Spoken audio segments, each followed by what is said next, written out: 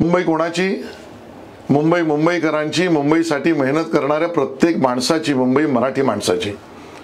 या मुंबईला भरभरून काही विकासात दिलं पाहिजे असा विचार घेऊन जर कोणी प्रधानमंत्री काम करत असेल तर प्रधान सेवक नरेंद्र मोदी हे काम करतायत.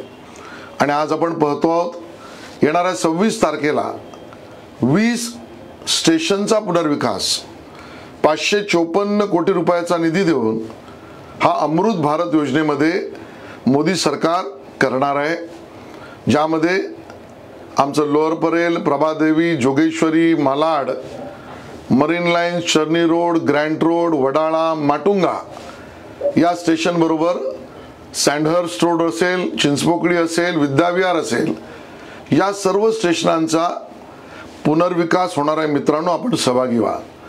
आपल्याला रोज वाटणाऱ्या ज्या अडचणी आहेत ना, त्या पुनर्विकासामध्ये, आधुनिकीकरणामध्ये सेवा सुविधा देऊन पूर्ण केल्या जाणार आहेत.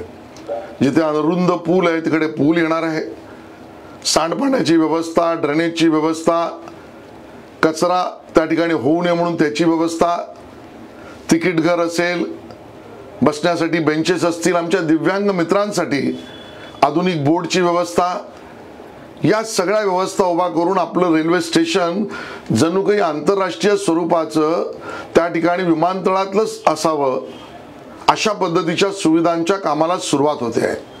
आणि म्हणून 554 कोटी रुपयाची एकाच वेळेला 20 स्टेशनवर आधुनिकीकरण आणि पुनर्विकासाची भेट घेऊन मोदीजी आपल्यासाठी आले आहेत, भारतीय जनता पार्टी आपल्यासाठी आले आहेत.